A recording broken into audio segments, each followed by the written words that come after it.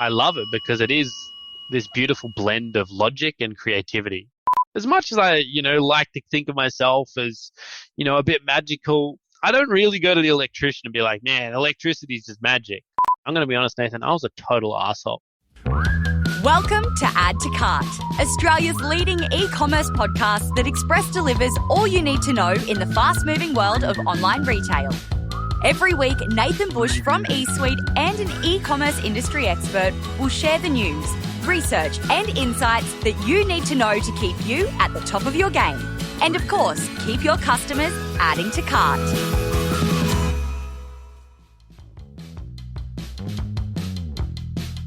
Hello and welcome to Add to Cart. My name is Nathan Bush, host of Add to Cart and director at e-commerce talent agency eSuite. Now, I don't know if you've noticed, but here at Add to Cart, as well as fun, engaging, smart, witty, sometimes a bit sweary conversations, we try to extract practical tips from our guests. Stuff you listeners can actually implement in the real world to make a difference to your business and to your careers.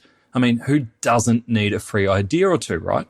Well, I can honestly say that today's episode is the family bucket of takeaway tips. Did somebody say SEO? Today's guest started the SEO agency StudioHawk at just 17 years of age. It is now the largest dedicated agency of its kind in Australia, employing more than 50 SEO specialists with over 300 clients, including well-loved e-commerce brands such as Officeworks, Flora and Fauna, and Mecca.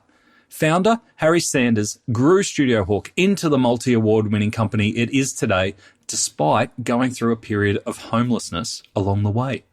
In this chat, Harry shares how a video game started his love affair with SEO, which SEO metrics are BS and which ones really matter, and why information architecture is crucial to effective SEO. We also find out what goes on at Camp Hawk. There are birds involved, obviously. And if you love Harry's high-flying approach to SEO, make sure you stay until the end to get 40% off a lifetime pass to Hawk Academy, StudioHawk's online SEO training platform. All right, let's make like a bird and fly into today's episode. Thanks to our partners, Shopify Plus and Paclio. Here's our conversation with Harry Sanders, founder of StudioHawk. Harry, thanks for joining us on Add to Cart. Thank you so much for having me, Nathan. Mate, I was just saying that I think we saw each other in a lift at Retail Global a couple of weeks ago on the Gold Coast, but we were in both our separate worlds coming back from a full day of conferencing.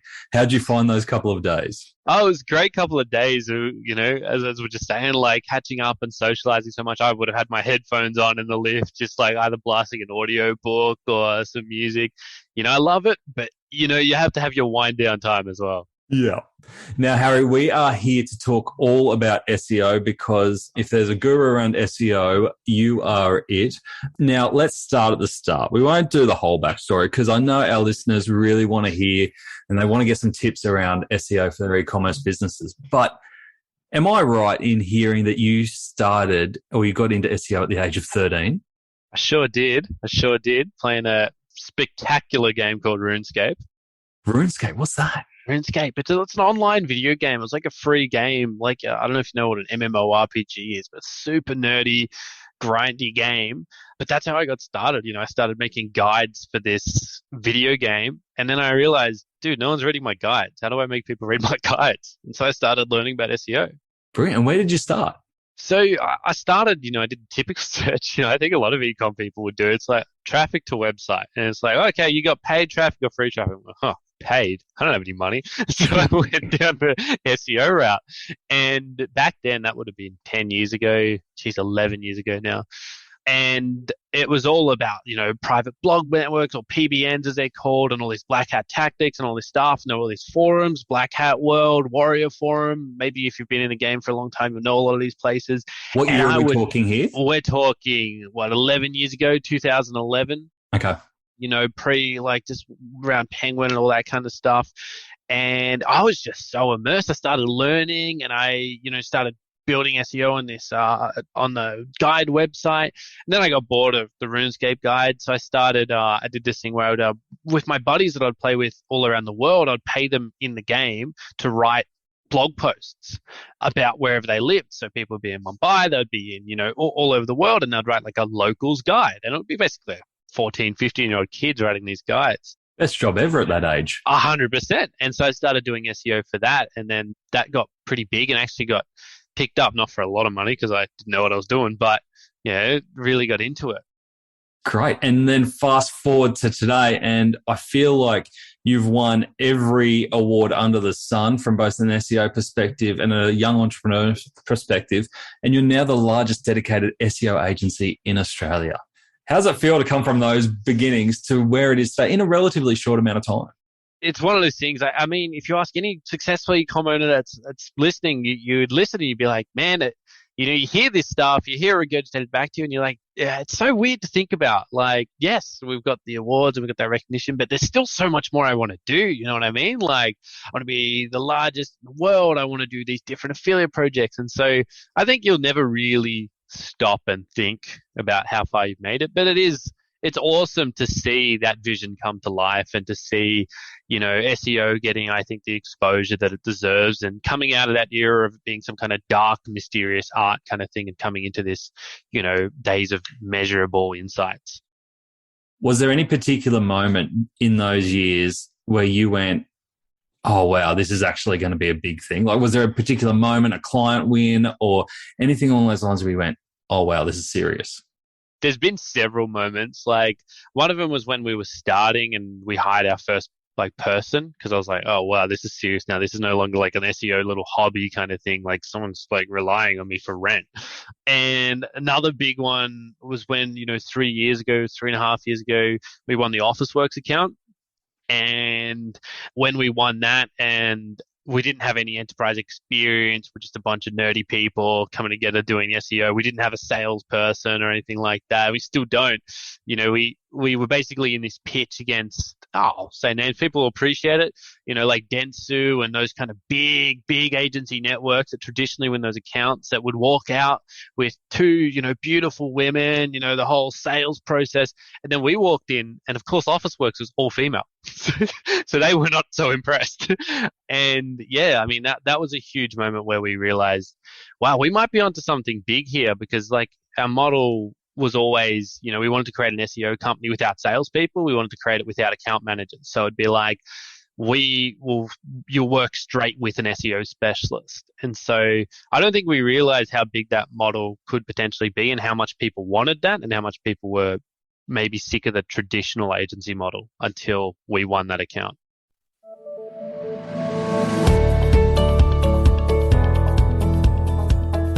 I'm not sure I want to endorse this one, but here goes. COVID-19 sparked a huge demand for homewares. I'm very aware of this. But it's not a user experience that is easy to get right. Sarah, my wife, seems to have no trouble. That's why Crate and Barrel Singapore re-platformed over to Shopify Plus with Shopify POS to deliver a seamless customer experience. They upgraded to enable virtual consultations, real-time inventory, and ERP integration. The result for Crate and Barrel?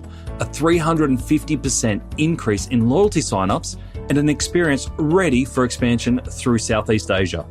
But seriously, let's just keep this one on the lowdown, hey? To read more of Crate and Barrel Singapore's story and see other case studies, visit the customer section on shopify.com.au/plus. In terms of that model, I can see it from a client's perspective, how great it would be to speak to someone who knows SEO really well. Is that hard from a team building perspective to get great SEOers who can also speak client language? Absolutely, Nathan. It is so much training and so much work. We're not a high grossing profit margin agency. We might make 10 to 20%, which for us is fine because, I love what I do and SEO is a big part of that, and it's given me so much. It's given me everything essentially. But it is very hard to, train, acquire, and do all those things with SEO specialists, especially in Australia. We've got an office in London, and we're picking up incredible talent, whereas someone in Australia with 3-4 years experience, you'd be looking at 144. over in UK, you might be paying, equivalent of 100,000. So there is a huge talent shortage in SEO in Australia. And it just goes to show by the amount of job listings. If you look on Glassdoor for an SEO specialist, in-house positions that are paying a fortune will just not get people, because people are like, well, I don't want to work in-house with one brand. I want to do multiple brands. And so, yeah, it's an instrumental amount of work training people on how to talk to a client but do SEO. And look, we're rough around the edges, but I think clients appreciate that they're talking to some weird, geeky SEO person on the other end, and they can appreciate we're maybe not the slick salespeople that, they might be used to working with. Yeah. I love on your website where you say that you find organic search opportunities that others miss just by specializing in SEO. What do you mean by that? Well, it just comes down to the business model. People think and I'll say this, SEO does not have a secret formula, right? And I have searched, I've been in this industry for over a decade, and I've worked on affiliate projects. I've sold affiliate projects. I've worked with some of the biggest brands in the world. I've worked with all the best SEO specialists in the world at conferences, in places. And the one thing that I will tell you is there is no magic formula. I've caught up with Mud and Split from Google over beers and all these people, and they don't know anything more about the Google ecosystem. You're going to lose us listeners now. Yeah. So they probably know less about the Google ecosystem than more sophisticated SEO people. SEO ultimately comes down to good technical on-site ability, good search intent, so matching what people are looking for with providing content on your website, and good authority in terms of the links you've built and the credibility you have behind it. But yeah, that's probably the biggest thing. There's no magic formula there. And in terms of SEO in 2022, as opposed to, say, what SEO was 3 years ago, I'm not even doing it from a COVID perspective, but just how fast the world's moving, especially in the e-commerce world. What are you seeing as the major differences in how you go about SEO in that shift over the last 3 years? Well, I think the big shift is because more and more people are realizing there's no magic formula. I think there's a massive movement to, okay, if there's no magic formula, what are the SEO people actually doing? And measuring the hours of what's happening and measuring those outcomes better as well. So, organizations are forced to kind of follow that change and adapt to models that show clients where their hours are going and bill on an hourly model rather than some kind of results-based, wishy-washy kind of outcome, and actually demonstrate what they're doing. And so that's a big change for the industry because it means more transparency for clients, which is ultimately what people want. They want to know where those hours are going. In terms of the SEO landscape itself, nothing really has fundamentally changed. There's more focus on expertise and authority, but outside of that, it's more the landscape of SEO is really changing rapidly because agencies are forced to change. And when agencies are forced to change, then the landscape changes. And when you talk about agencies having an hourly model versus a results-based model, which model do you lean towards? We sell our labor like skilled labor. So, I just think it's the fairest model. There's no SEO company that's going to guarantee you an outcome. And if they do, it's awful. We have done, again, I'll leave this on the podcast. I don't often talk about this stuff, but, we have done results stuff in the past. Now, that is so skewed in our favor because there's a good chance that what we deliver is ours at the end of the day. We're paying someone a salary that's skilled and trained in SEO. No different than paying an electrician to fix electrical work in your house. Now, they know what they're doing. They're going to be able to fix it. The question of how long it takes is depending on a million different variables, like anything else. So that's what we do. We'll go in and do it. If someone wants a guarantee on some kind of results, here's what happens. We go through, we analyze the risk profile of what the probability of it not happening is. So let's say there's a 40% probability of not happening. We will just double our price. We will do the exact same amount of hours and just double our price. And the reason is, because the 40% risk, balances out on the ones that do work. But as someone that's buying SEO, I buy a lot of StudioHawk SEO for my own projects. You just want an hourly rate. They're doing the same stuff. As a business, you take that risk on being a business. Yeah. And I assume there's a lot of trust at the outset there because you're basically getting into a relationship because SEO takes time. It takes hours to see those results. How do you develop that trust? So if I take us back to the Officeworks example, what won you that business over others that may have a slicker sales process? I think it's just trust. Again, coming back to the model. It's like, trust that I'm working with an SEO specialist. I can Google these SEO specialists. I can see they're working on other projects. I trust that they're working on great stuff. Like, they can talk about the other projects they're working on. They can tell you about the SEO stuff they're doing, because you're not dealing with someone in the middle. You're not talking to a salesperson. You're talking to the nerdy person doing the work. And so that's huge in terms of building trust, because if I hired an electrician, they came in and they're like, oh, sorry, mate, I actually don't know anything about the electrical work, but I'm going to get my mate Greg in, and Greg's going to come in now, and Greg's going to go do electrical stuff. Immediately, you're like, damn, I kind of like Simon, but now I've got Greg, and like, I don't know if I can trust Greg. And it ends up imploding the whole communication. So, yeah, I think we build that trust by doing good work and letting people talk to technical people.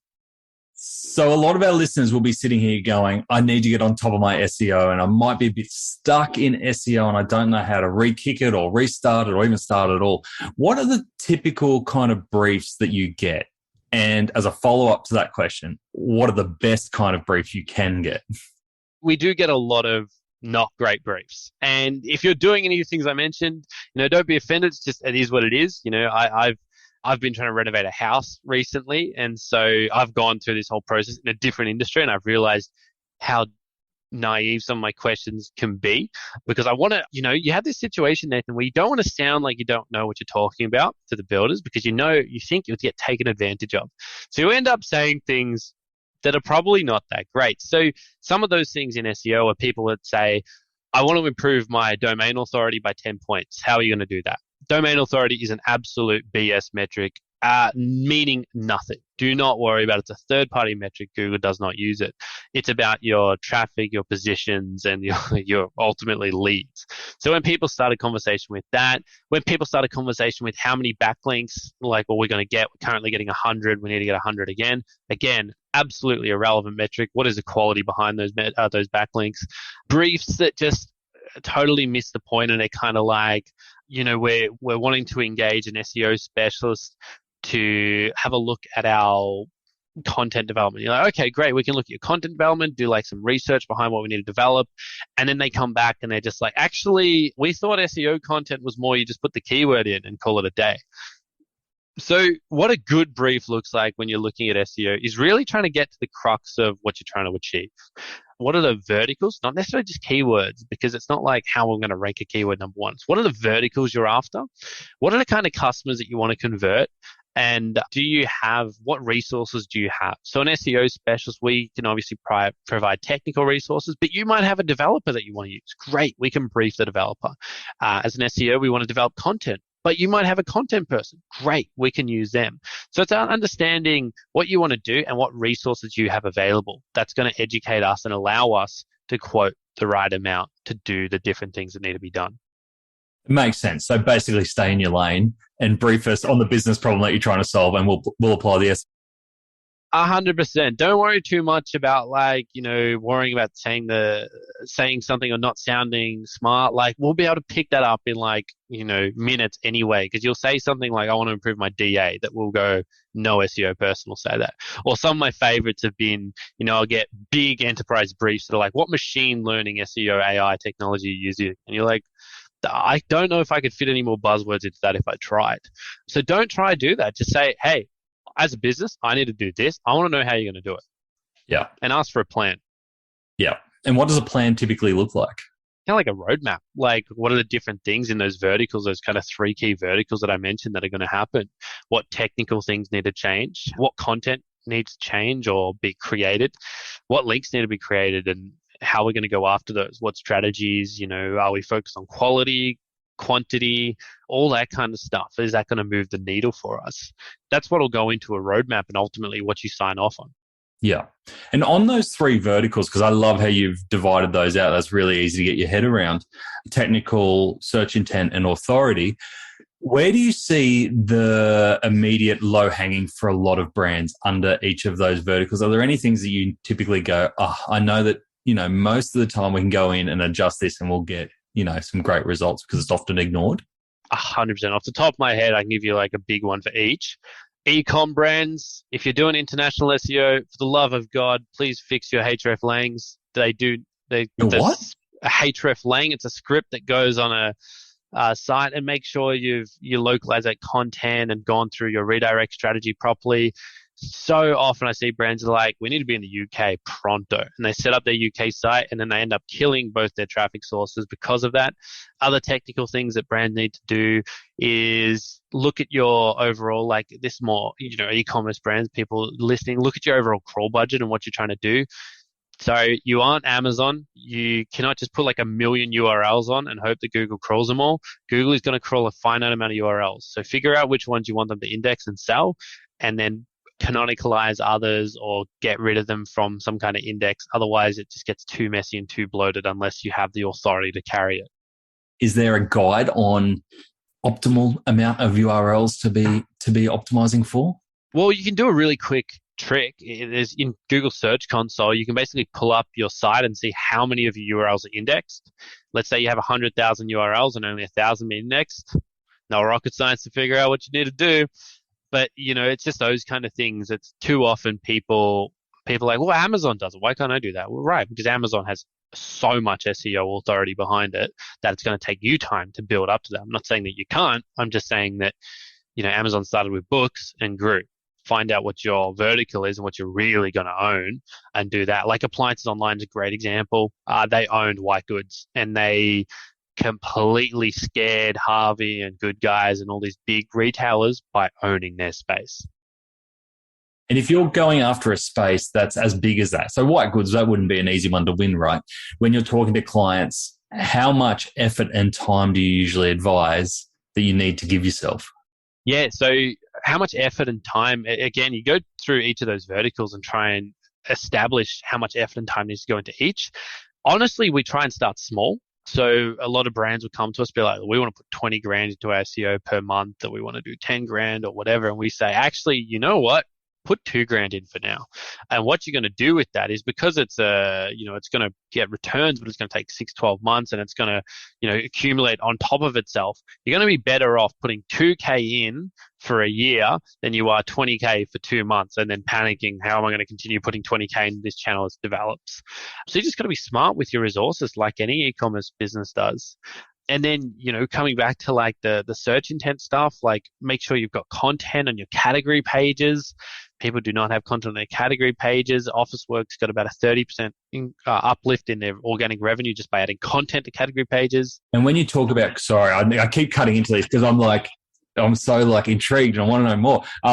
When you talk about content on category pages, obviously most category and subcategory pages have lists of products and heaps of thumbnails of different products. What kind of content are you talking? You're not talking the big slabs of text, are you? I'm talking little slabs of text. I don't want to see a big slab of text. I want to see some above the fold content that makes sense. And please, for the love of God, do not think of it as SEO content. Don't make it cringy, like, go buy our fridges. We have the best fridges in Melbourne. Like, do not, please, ever do that. Make it engaging content.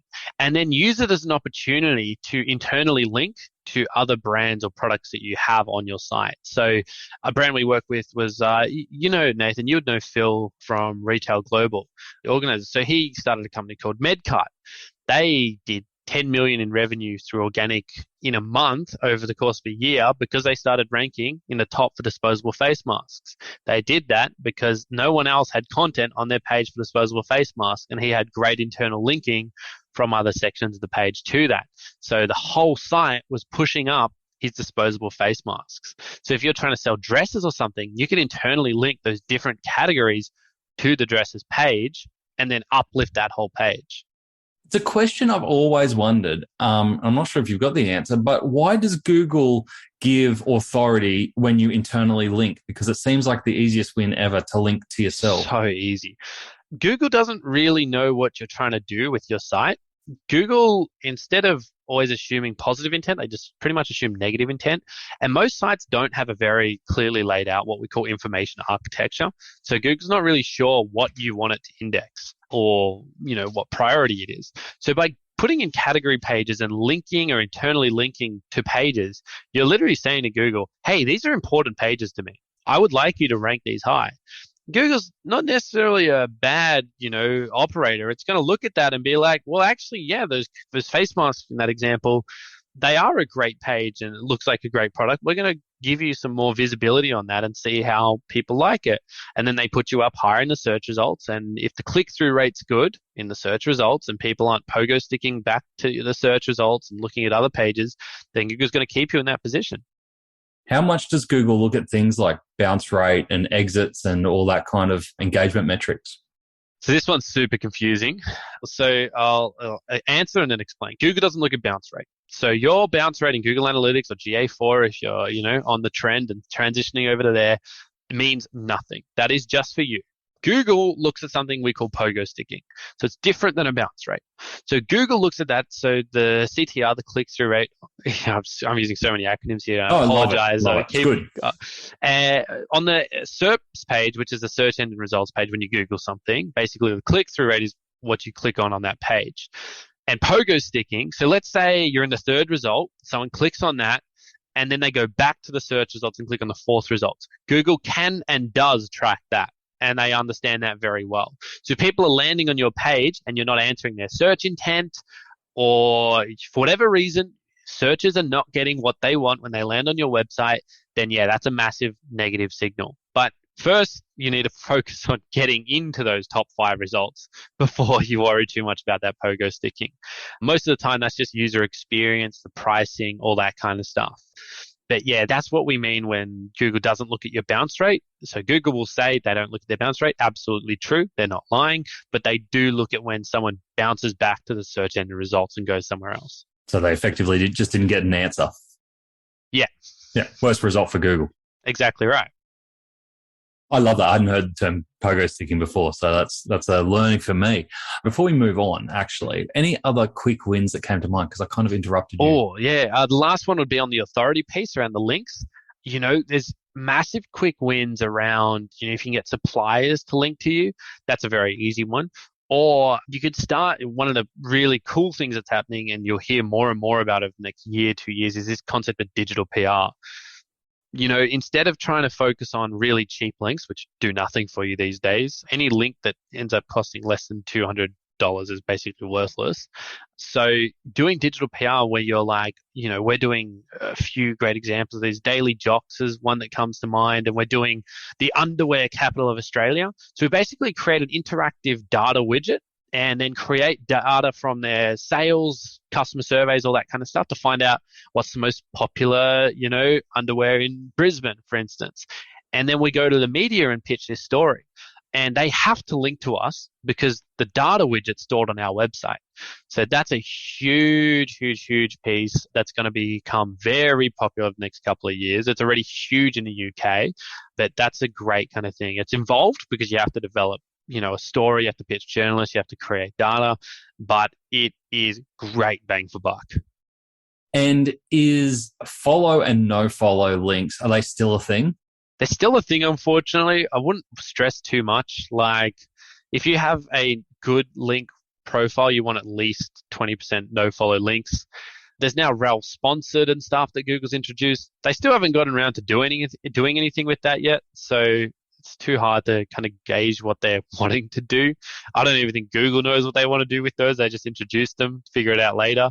And it's not the first time they've done that. They've done, they had rel and previous, if you're a bit SEO nerdy, you remember this on pagination on eCommerce. And they said you have to do rel next on all your pagination. And then 2 years later, it came out that they never actually implemented that and everyone just wasted their time. So, but yeah, the no follow, do follow still makes a difference. But as a basic answer, I wouldn't worry about it too much. As a in-depth SEO discussion and debate, yeah, we could talk for hours about it. Yeah, another podcast.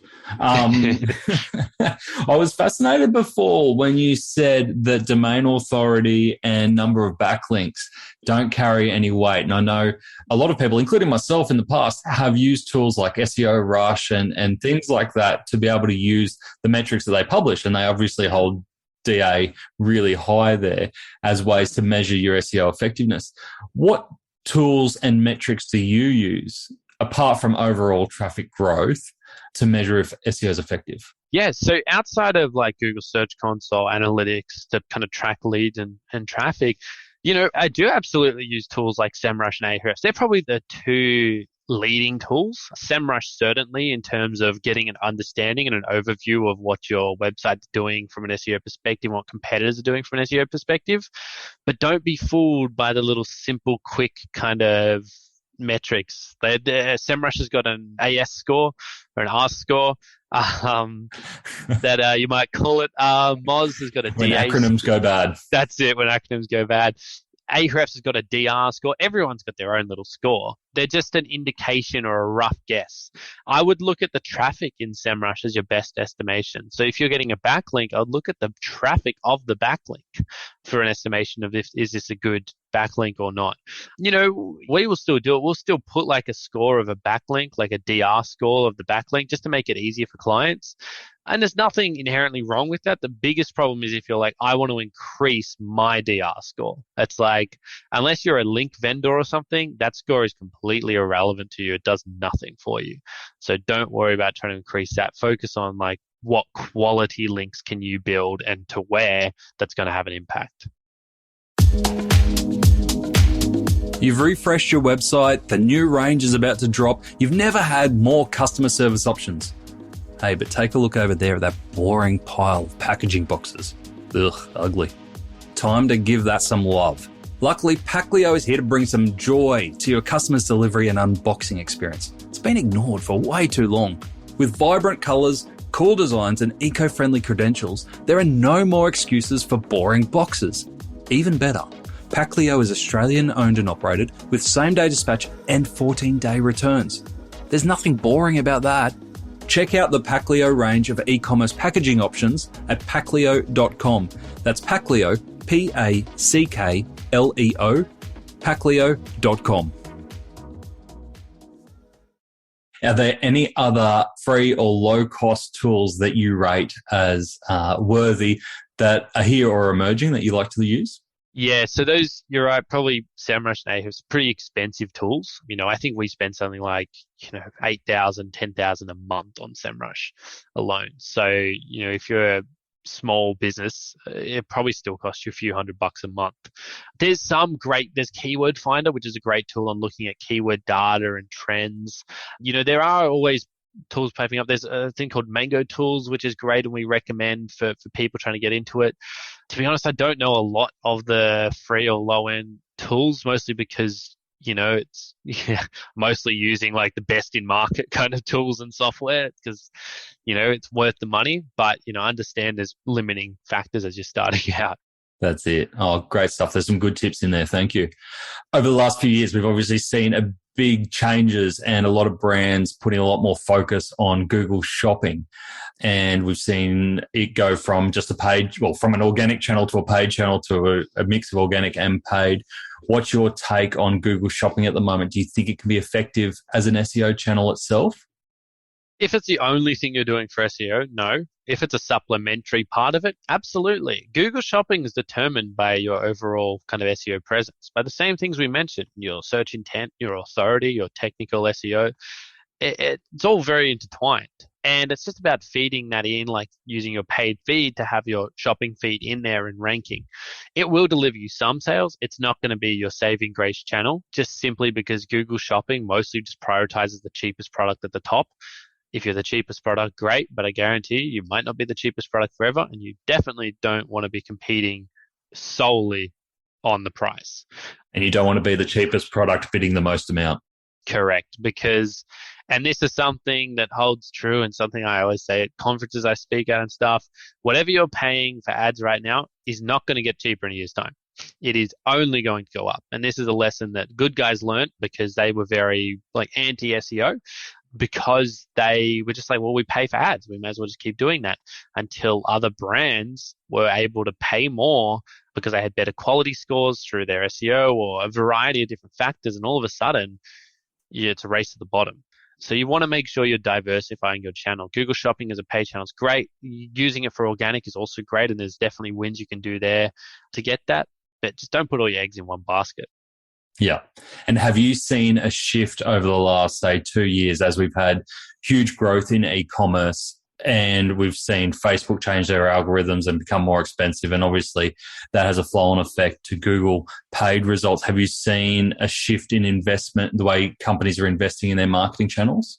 Yeah, there certainly has been a shift. Like, traditionally, I do a lot of work with a lot of my friends through the business side of things, stepping outside the SEO hat for a second, or like VCs and private equity investors.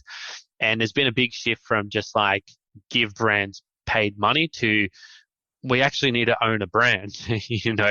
Anyone like Nathan and I can start up a Yu-Gi-Oh card collection company tomorrow and just pay ads on it. And it's great.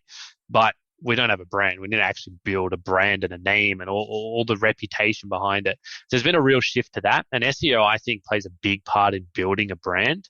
When you go to sell your business, if you go to sell your business, investors will absolutely look at your organic channel because that's what you own. It's called owned media for a reason. Anything else, they can go out and bid on themselves. So there's been a big shift to the SEO channel and understanding it a lot better. I would say owners are still a little bit, most e-commerce owners are still a little bit in the dark around it because it's just traditionally, and I get it, like I'm guilty of it too. And with my properties, it's just easier traditionally to just pay for ads than it is to do all this kind of work in SEO and then see the results like 6 months later. But it is becoming more of a, sticking point. It's like, man, my ads are getting more and more expensive. If I don't do something, I'm in real strife. As someone who's grown up with SEO effectively, is there anything about it that surprises you anymore, or can you kind of see the writing on the wall and what's coming? I think the most surprising and exciting part about SEO is more the people and what people are able to achieve and do. Yeah, I've been around it for a long time and I love it because it is this beautiful blend of logic and creativity. It's logical in how things flow and follow because it is a mathematical algorithm, but it's creative in how you can come up with these ideas. Like I can say, hey, Nate, the algorithm looks at high quality backlinks. And you're like, great. And I say, but how can you be creative and get those? And that is up to you to figure out. And that's so exciting. And so the exciting part for me is what wacky ideas do people come up with? Like our team pioneering the digital PR, that excites me and surprises me so much because I'll come in and someone's doing a digital PR campaign or they're pitching ideas to Love Honey or something on some wacky campaign they could do. And you're just staggered by how much SEO has become just such a great expression of that human creativity. And so that surprises me. And that's probably what I love so much and why I don't think I'll ever fall out of love with SEO is the people side of it. That's really cool. Obviously, the people side of it is brilliant, but it's not often you hear SEO touted as a creative discipline. I love how you've positioned that. Have there been any examples or any trials recently where you've done some really cool creative SEO executions that you've learned or has surprised you? Yeah, I would say that's probably the digital PR stuff. Like coming back to that is like, it is so surprising. Not every campaign lands and that's, the risk of that kind of stuff. But the campaigns that land, it's great for brand, great for expertise, great for authority. The other things that we've done experiments about that really have like, whoa, is just how big, we were big in core web vitals. You might have heard about that. And so we did a lot of experimenting there. We're very disappointed it didn't have that much of an impact or still doesn't have as much of an impact as we thought just yet. So do you think it will? I think Google's going to absolutely make it more and more important, but they didn't flick a switch, kind of like I think most people expected. EAT, on the other hand, completely different. Google's rolling out to this proprietary thing they call MUM. What's EAT? Sorry, Expertise, Authority, Trust, which is a big initiative that Google's pushing around understanding brands better. So if you're in the medical space, like Medcart, obviously you have to have a lot of expertise and authority and trust in the brand now for them to rank. So you have to have what we call author bios and stuff, like who's writing the content on this site. Like, are they a doctor? Are they someone from an expert opinion? Because I can start a medical blog tomorrow. I can start one up and start writing content. But using EAT, Google's able to discern, who's this Harry Sanders guy? And so if they Google it and I have like a profile, what you'll find is, you Google it'll come up as like entrepreneur or SEO specialist. And so they go, if Harry's writing about SEO, great, that's going to carry authority. Or if Harry's writing about, business, great. But if Harry's writing about medical stuff, I don't know, man. And so that's where they're really building this presence. Yeah, nice. So that's a big emerging thing as well. And we call that entity structure or entity data. And that's about, what entities are known for and what people are known for, because people are entities as well. So if Nathan's talking about e-commerce, great. Again, if Nathan's talking about legal advice, they're probably like, oh, sorry, man. Definitely don't follow that. Yeah, exactly. So that's a really cool development as well. No, that makes a lot of sense, especially as Google evolves in doing the hard work for the humans. Mm. We've talked about DA and we've talked about follow links. Is there any just legacy SEO practices that you just go, I just wish it would go away? Yeah, the biggest of things like keyword stuffing, I just wish people, when we say we're going to write like SEO content and stuff, the first thing people think is like, oh, they're going to write like that content you see on a site that like just looks like absolute garbage. And they're going to put 20 links in the footer. Yeah, correct.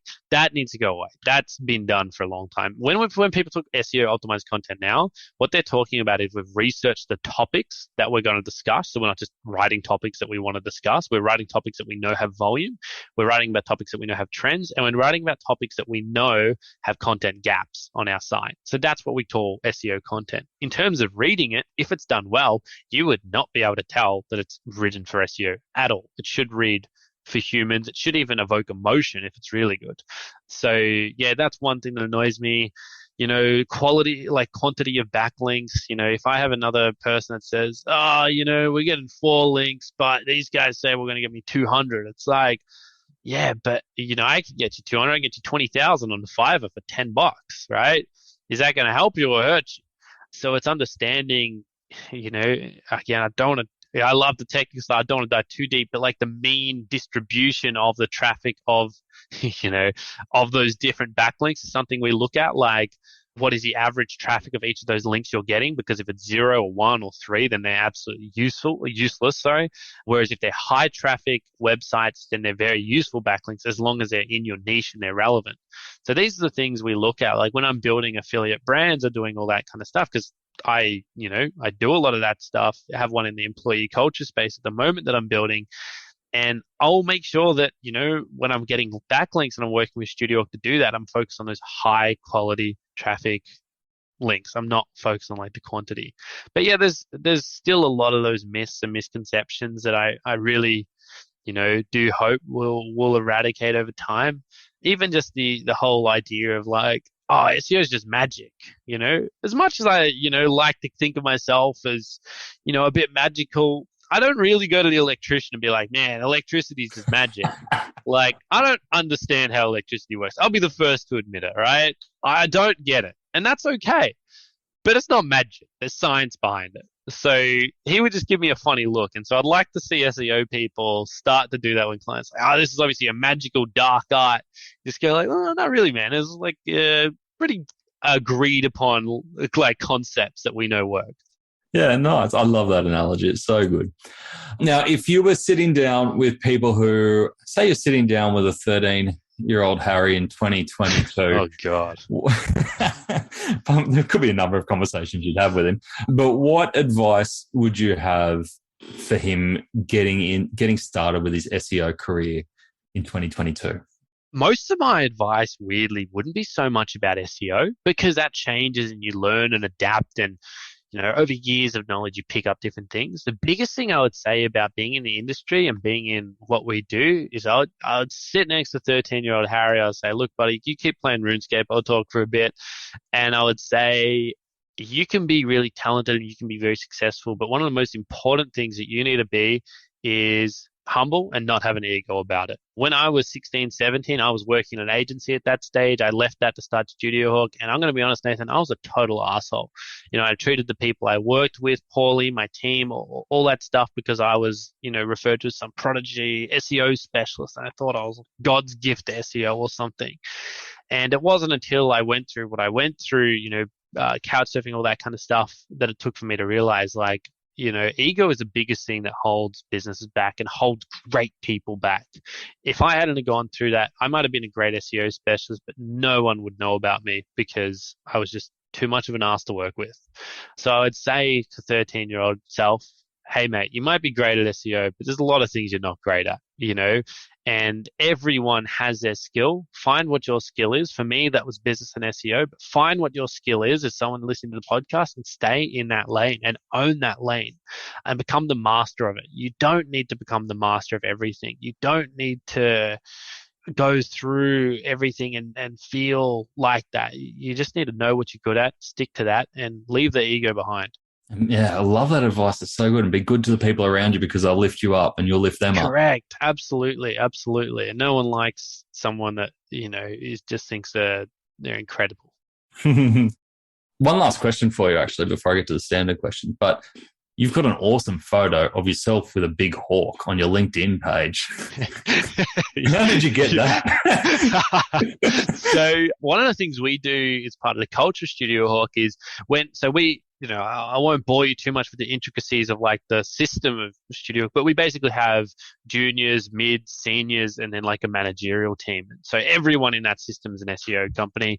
Yes, it's pretty much like an RPG from a video game, probably inspired through the too many video games I play. But you go through like different like L1 to L3, like level 1 to L3 in each of those departments. Now, when you get to an SEO specialist, so you've been with us for 6 to 12 months, we can actually start you on client stuff because you've gone through all the training material, you've demonstrated you know what you're doing. It's kind of like an apprenticeship, if you will. We send you off to Camp Hawk.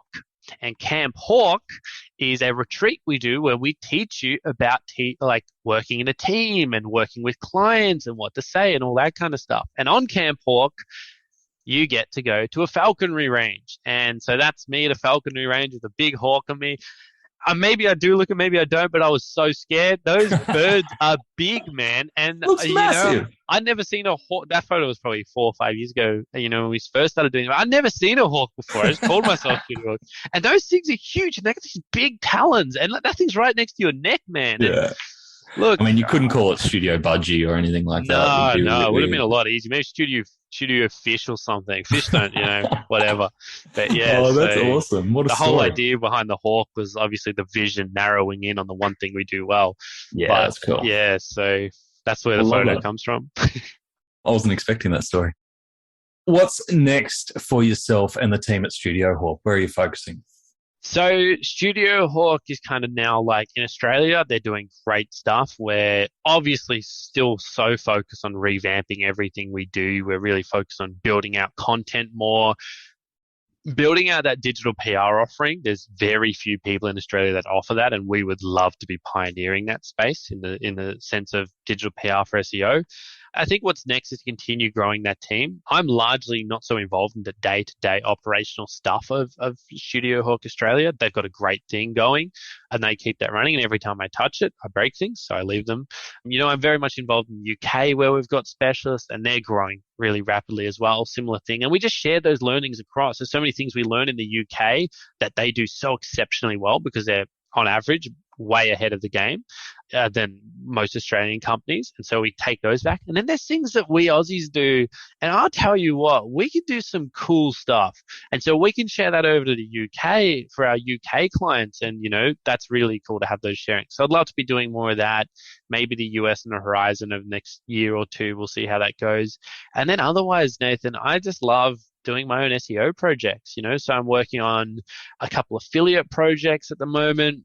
I'm working a lot in that kind of employee culture space that I mentioned. That's a big passion of mine outside of SEO, people loving what they do.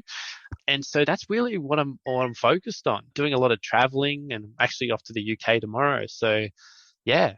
Nice. The world's open again. That's it. Now, Harry, if people have heard this and they go, I love what Harry's talking about, I think we're kindred spirits, or I'm interested in getting in touch with the StudioHawk team, what's the best way to get in touch? Best way to get in touch with me personally, if you have a question, and I'm very good on email, and I'll reply, is harry@studiohawk.com.au. Whether I'm on the plane, just smashing away emails. I love to hear from people. I love to kind of, chat. Best way to get in touch with StudioHawk, obviously go through like contact at StudioHawk or something. If you're wanting to, chat about that, you're best off chatting to like an actual specialist there who will walk you through that. And yeah, that's probably the best way to reach me. Otherwise, you can add me on RuneScape, Harry the Hawk. But no, in all seriousness, email. I bet that's where the my best stuff channel. goes down. 100%. Get my Discord, get my Steam account, Harry the Hawk. Send me an invite there. If you're up for a game of Dota, come shoot me a message. But, Good. yeah, that's it. Harry, thank you so much for sharing your story and your SEO tips on Add to Cart. We really, really appreciate it. Thank you so much, Nathan, and thank you so much for listening. Whew. Take a breath, eh? That's a pretty good summary of SEO for e-commerce, right? Now, if you like Harry's lessons in under an hour that you heard here today, you might be interested in StudioHawk's lifetime pass to the Hawk Academy, their online SEO training platform. Harry has very kindly given Add to Cart listeners 40% off the lifetime pass. Simply head over to Hawk Academy, Hawk Academy.co, hawkacademy.co, and enter the code, all one word, wind beneath my wings. Enter that at the checkout. Apparently, there's a bonus if you sing the coupon while entering it. Give it a go. Tell me how you go. All right, now the tricky job of narrowing Harry's SEO lessons down to 3 top takeaways. Here's my go. Number 1, no more cringy SEO content. SEO is a game of smarts, not keyword stuffing. Think creatively and write smart, engaging, even emotional content. Use it as an opportunity to internally link to other brands or products that you have on your site. If footer links and category keywords won SEO, we would all get participation medals. Be creative, be better. Number 2, get on top of your URLs. Use Google Search Console to see how many of your URLs are indexed and get rid of ones that aren't worthy. The trick isn't to index the most URLs, it is to make sure that the most valuable ones are indexed. This will help you cut through the algorithm. And number 3, probably my favorite, don't be an asshole. Yeah, didn't expect that in some SEO tips, did you? But Harry's story of how he was a child prodigy with an attitude problem really hit home. No point being the smartest person in the room if no one wants to be in the same room as you. To get the highlights of today's episode, head on over to addtocart.com.au and sign up for our free newsletter. Each Tuesday, we will send Monday's episode summary, links, and discount codes for you to go next level on. And if you're looking to explore your next e-commerce opportunity, come and visit us at eSuite. We're a dedicated e-commerce talent agency connecting the best e-commerce talent with the fastest growing brands in Australia. Head on over to eSuitetalent.com.au where you can download the free e-commerce salary guide and sign up to our weekly e-commerce job emails. Thanks for listening, and until next time, keep those customers adding to cart.